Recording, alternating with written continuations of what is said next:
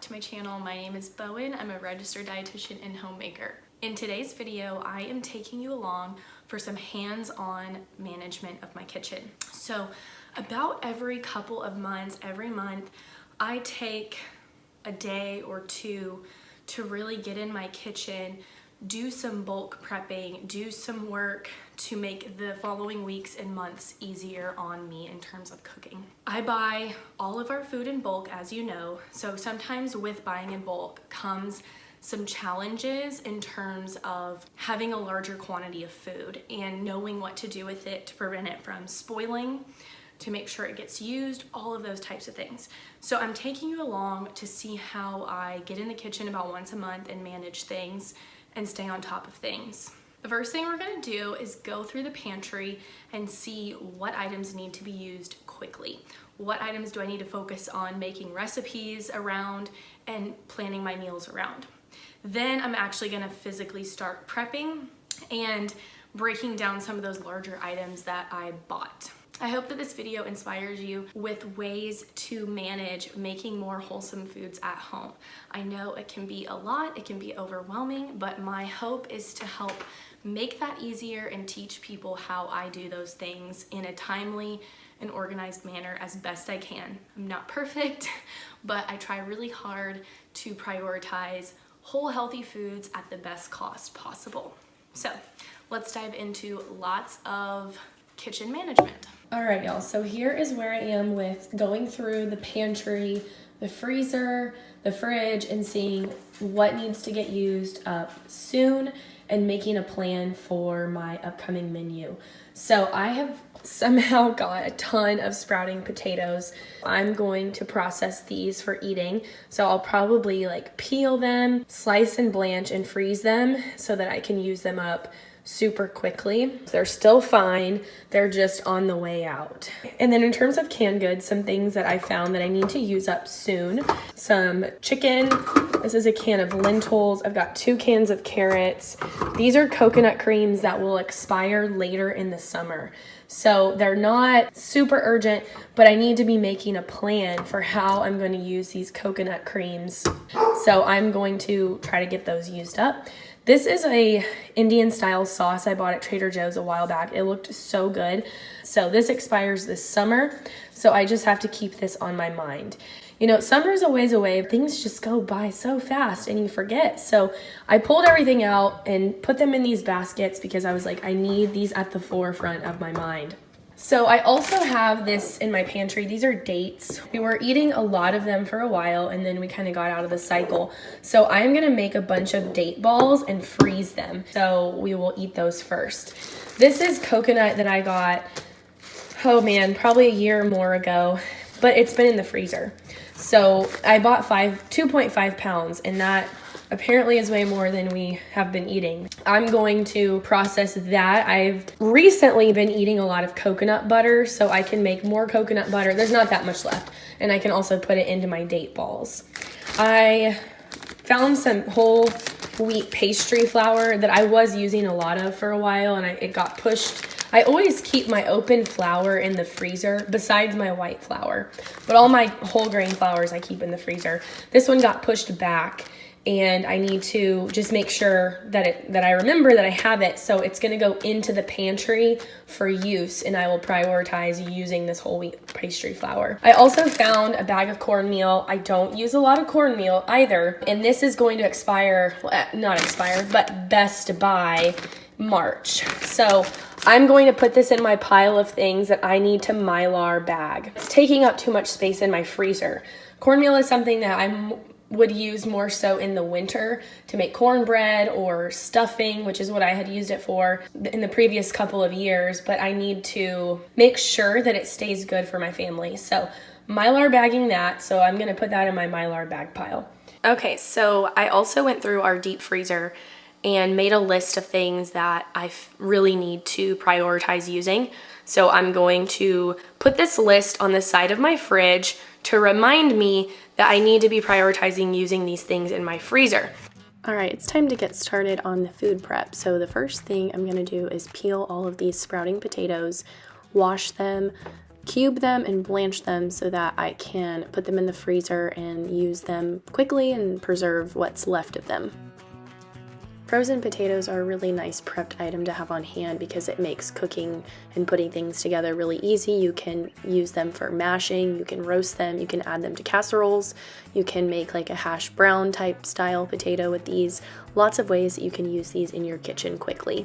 After the potatoes are blanched and then submerged into cool water, I lay them out on a tray and freeze them individually before freezing them in a bag. Up next, I'm going to be washing a bunch of produce that I bought. I'm going to add a little bit of vinegar and some cast iron soap to the sink. I'm dumping in a couple pounds of apples and a couple pounds of lemons. I really like washing my produce all at once because it kind of just makes it easier to use it once it's all washed and ready to go. You're going to see soon how I'm going to process those fruits. I'm washing up some lettuce. You don't want to soak your lettuce in vinegar because it will wilt it. I learned that the hard way. So just rinsing that with water and then giving it a good spin. This really helps keep it fresh. I'm going to go ahead and make a salad with it. My husband loves taking salads for his lunch, so I'm going to have that ready and prepped for him in the fridge.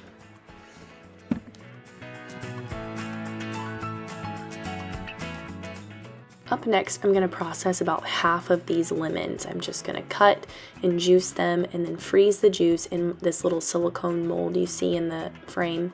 Having them already juiced and ready to go makes it really easy to pop it into tea, pop it into water, or even a recipe. It cuts down on making a mess when I'm cooking, so it's like getting a bunch of it done at one time. I am going to be saving the peels to make a cleaner. I've never done this before, so I don't know if it works, but you soak the lemon peels in vinegar for a couple of weeks and then you can clean with it. So we'll see how that goes. So I would love to know in the comments below if you've ever made this lemon cleaner and if it works. Up next, I am processing all of the apples. So I'm going to peel them, slice them into like sliver type slices, and freeze them individually and then freeze them in a bag. I'm doing this because I have been making applesauce from scratch for my toddler to save money. It's just a lot cheaper than buying pre-made applesauce. We also like to put apples in smoothies. I never thought that that would be good, but it's actually really delicious to do like a rich spice and creamy milk apple smoothie. I'm dunking them into water with lemon juice. This can help them from turning brown when you put them in the freezer. So you just let them soak for a few minutes and then I will lay them out for freezing for the first freeze.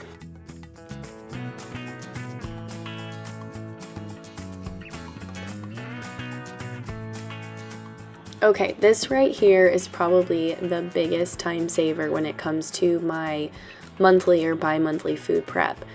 So I always bulk prep some kind of protein. Often I will make meatballs or I will do a bunch of grilled chicken breast, something like that. This month I got really lucky because my husband smoked a huge pork shoulder.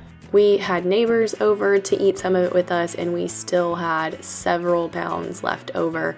So what I'm doing is I am measuring it out into about 12-ounce portions and then vacuum sealing 12-ounce portions, and then that gives us about 3 servings from those portions. So I can pull one out at the beginning of the week and then I know that we've got about 3 lunches already made in the fridge. I can just make some rice or quinoa or potatoes or vegetables to go with it, whatever we're feeling that week. This just really helps us save time on lunch prep, and it prevents us from spending money grabbing food out to eat when we are in a pinch. Up next, I am grinding my einkorn grain. So this I feel is a pretty time-consuming task, mostly because of cleaning the equipment and sifting the flour. I sift it all so that it just tastes better whenever I cook with it.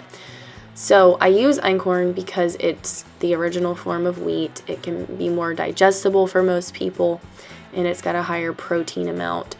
We really like the way it tastes as well. So all of my bread that I make is made with half einkorn and then usually half all-purpose flour. I will fill a bag up like this, put it in the freezer, and use it throughout the month. Lastly, I'm just filling up some of my storage jars with canning salt. I am really behind on filling jars and rotating those bulk foods, so that's probably going to be my next task next month or in a few weeks. I need to get all of my jars filled and reorganized. I really need to tackle that spice cabinet. I started on it, but I have not done that. So that's going to be next month's big task, and I will bring you along for that as well. So thank you for joining today. I hope you leave feeling inspired that you can cook from scratch. You can learn the skills if you don't have them. Just give yourself grace and time and patience, and just stick to it day by day. From my kitchen to yours, I wish you the best of health for years to come.